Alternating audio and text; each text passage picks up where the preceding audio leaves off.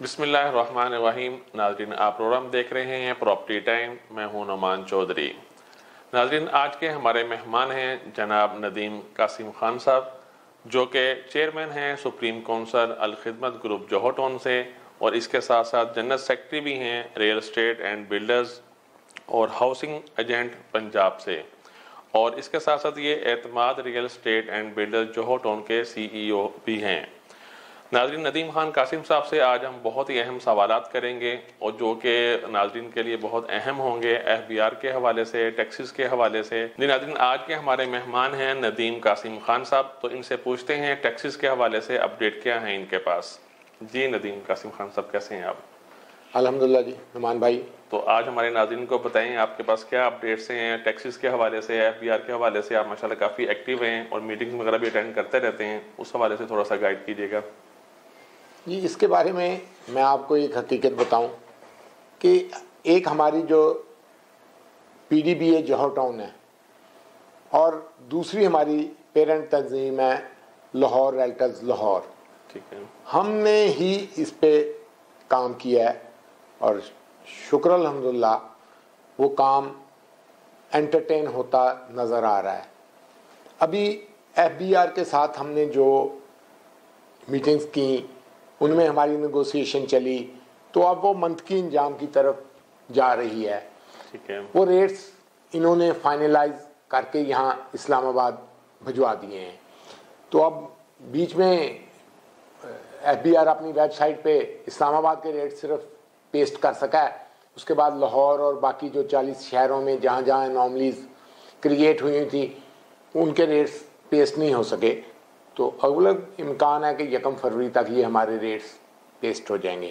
تو یہ بتائیے کہ ڈیٹ خود بخود ایکسٹینڈ انہوں نے کی ہے FBR نے، یا آپ نے کروائی ہے ان سے؟ جی نہیں، یہ ہماری کاوش کی وجہ سے ہم نے باقاعدہ 2-3 دن قبل جب اسلام آباد کے ریٹ پیسٹ ہوئے، میں اور اکبر چودھری ہم ذاتی طور پر FBR ہیڈ کوارٹر گئے، جا کے بات کی. چیف کمشنر صاحب اسلام آباد گئے ہوئے تھے، ہم نے ان سے بھی بات کی.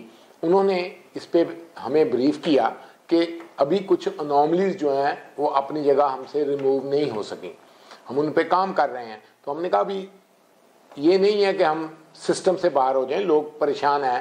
وہ پرانا، کیونکہ یہ 15 تاریخ تک SRO جو واپس لیا گیا تھا، 15 تاریخ کے بعد وہ SRO امپلیمنٹ ہو چکا ہے، تھینکس گاڈ، اور اس کے لیے میں مشکور ہوں چیف کمشنر ناصر اقبال صاحب کا، کمشنر IR عابد صاحب کا، کہ جنہوں نے ذاتی کاوش کر کے اس کو ایکسٹینڈ کروایا. اچھا ندیم قاسم خان صاحب، یہ بتائیے گا کہ یہ پہلے آپ سے مشاورت کیوں نہیں کرتے؟ مطلب ریٹ اناؤنس ہونے کے بعد ہی مشاورت کیوں کی جاتی ہے؟ میں نعمان بھائی سب سے پہلے نا اپنی ریئل اسٹیٹ سیکٹر کو آپ کے چینل کے وساطت سے یہ بتا دوں کہ یہ مسئلہ آج کا نہیں ہے، بہت پرانا ہے. اور اس کے بعد یہ جو ہمارے دوستوں کا کنسیپٹ بنا ہوا ہے کہ اس میں کوئی ٹیکسیشن کا مسئلہ انوالو ہے یا گورنمنٹ ٹیکس اکٹھا کرنا چاہ رہی ہے، ایسی بھی کوئی بات نہیں ہے. اصل میں پوری دنیا میں اس وقت بلیک منی کی پارکنگ اور منی لانڈرنگ کے خلاف ایک کمپین چل رہی ہے. اسی کمپین کا حصہ بناتے ہوئے ہمیں FATF اور مختلف ویسٹرن کنٹریز نے مارک کر کے کہا ہے کہ پاکستان میں، انہوں نے پن پوائنٹ کر کے کہا کہ پاکستان میں جو میجر پورشن ہے بلیک منی کا وہ ریئل اسٹیٹ سیکٹر میں پارک ہو رہا ہے. اسی بات کو مد نظر رکھتے ہوئے انہوں نے اس کو ڈاکومنٹڈ اکانومی کی طرف لے گئے ہیں، کیونکہ میرا شعبہ بدقسمتی کی بات ہے کہ بالکل انڈاکومنٹڈ تھا، ہماری کوئی رولز اینڈ ریگولیشن نہیں تھے. نہیں ندیم صاحب، پھر اس ریٹ کو بڑھانے کی کیا ضرورت تھی؟ اس کے لیے میں آپ کو بتاتا ہوں کہ انہوں نے پن پوائنٹ کر کے یہ بتایا کہ DC ریٹس اور FBR ریٹس کا جو ڈفرنس ہے، اس کا جو درمیان میں جو پیسہ ہے وہ بلیک منی کنسیڈر ہو کے تو وہ پارک ہو رہا ہے ریئل اسٹیٹ میں. ٹھیک ہے، ریٹس کا ڈفرنس تھا. اس ریٹس کے ڈفرنس کو چاہیے تو یہ تھا کہ اس کو پراپرلی انٹرٹین کرتے، تو ہمارے RTO کے چند نااہل افسران نے اس کو، یا ان کی نااہلی کی وجہ سے یہاں تک معاملات چلے گئے کہ بعض جگہ پر 700%, 600% تک ریٹس ریوائز ہو گئے. مطلب مارکیٹ ویلیو سے بھی زیادہ ریٹ مارکیٹ ویلیو سے ڈبل پہ چلے گئے. میں بتاتا ہوں جہاں پہ میرا آفس ہے وہاں پر ایک پلاٹ کی قیمت جو ہے وہ ایوریجن 4-4.5 کروڑ روپیہ ہے. تو وہاں پر جو ان کے F B R rates assess ہوئے تھے وہ 42,50,000 روپیہ, یعنی 8.5 کروڑ روپیہ, ڈبل سے زیادہ اس کے اسیس ہو چکے تھے. تو یہ ان کو ویلیوشن انہوں نے بغیر مارکیٹ ریٹ چیک کیے خود بخود آفس میں بیٹھ کے لگا دیے؟ جی ہوا یہ کہ اس میں جب ہم نے اتنی میٹنگز کی تو ورک آؤٹ یہ ہوا کہ بعض جگہ پرنٹنگ مسٹیک ہے اور بعض جگہ آر ٹی او کے کچھ لوور سبارڈینیٹس جو ہیں. سب اتنا بڑا ادارہ ہو کہ پرنٹنگ مسٹیک کیسے ہو سکتی ہے؟ میں آپ کو بتاتا ہوں کہ انہوں نے کیا ان کے پاس سارے شہر کا ڈیٹا موجود نہیں تھا. انہوں نے کسی باڈی کو آن بورڈ نہیں لیا. یہ کام ریئل اسٹیٹ کی کسی باڈی کو آن بورڈ لیے بغیر ممکن نہیں ہو سکتا. ایسا ہی ہے. انہوں نے اپنے طور پر اپنے آفیسر یا اپنی اینٹی کے ذریعے اس کام کو کرنے کی کوشش کی. اب آپ جانتے ہیں کہ یہ پاکستان ہے, یہاں پر ڈپارٹمنٹس اتنے کیپیبل نہیں ہیں جس لیول کا ہم سوچتے ہیں. انہوں نے لوگوں کی ڈیمانڈز کو لیا زمین.com سے یا دوسری ویب سائٹ کمپنیوں سے, ان کی ڈیمانڈز لوگوں کی. یہاں پر رواج یہ ہے ہمارے کہ ہماری 1 کروڑ روپے کی پراپرٹی ہے, اس کی ڈیمانڈ 2 کروڑ روپیہ لوگ کرتے ہیں. اب وہ ریٹ سارے لیڈز سے اٹھائے گئے, ان لیڈز کو اٹھا کے انہوں نے انٹرٹین کیا. اور بعض جگہ کہ جہاں کچھ بھی نہیں تھا کہیں پہ یا ایسے اندرون شہر کے کچھ ایسے ایریاز ہیں جہاں پہ لوگ ایک دوسرے سے حق شفا کے قانون سے ڈرتے ہوئے تھوڑا بہت زیادہ اماؤنٹ لکھواتے ہیں. وہ ساری چیزیں نیگیٹو کردار کیا. پھر انہوں نے کیا کہ انہوں نے ایک ایریے کو لیا, ایک ایریے کو لے کے اس کی پرسنٹیج نکالی, اس ایریے کو پورے شہر پہ امپوز کر دیا. یہ بھی سراسر زیادتی ہے. کیسے پوسیبل ہو سکتا ہے کہ لاہور میں ایک ہی ریٹ ہو پورے لاہور کا؟ مگر اس کے بعد اب کرنا کیا پڑا, کھپنا پھر ہمیں پڑا. شکر الحمدللہ میرے ساتھ جو میرے دوست جنہوں نے اس کاوش میں بہت اہم کردار ادا کیا, ان میں سب سے پہلے Mian Majar Islam general secretary P D B A Johar town ہے, جنہوں نے 2016 میں جب یہ ایسا ہی بحران ایف بی آر کا سابقہ گورنمنٹ کے دور میں کیا کہتے ہیں ان کو, اسحاق ڈار فائنانس منسٹر تھے اس دور میں پیدا ہوئے, انہوں نے اس کیس کو پوری طرح فائٹ کیا ہوا تھا. ان کے پاس اس وقت کا ڈیٹا موجود تھا, ہم نے اس ڈیٹے کو لیا, انہوں نے اس ڈیٹے کو لے کے پھر ہم نے اپنی جو ہماری 28 تنظیمیں تھیں مختلف ٹاؤنز میں سے, ان کو آن بورڈ لیا, ان سے ریئل ریٹس پوچھے. اور سچی بات ہے پھر آل لاہور ریلٹرز کے پریزیڈنٹ اکبر چودھری, آل لاہور ریلٹرز کے جنرل سیکرٹری ندیم احمد خان میو, ان سب لوگوں نے پوری جان فشانی سے پھر کام کیا. اس جان فشانی سے پھر ہم نے پورے لاہور کی ایک فیکچوئل لسٹ بنائی. ان کو بتایا گیا کہ یہاں پر یہ ڈی سی ریٹس ہیں, یہ آپ کے ایف بی آر ریٹس ہیں, اور یہ فیئر مارکیٹ ویلیو ہے.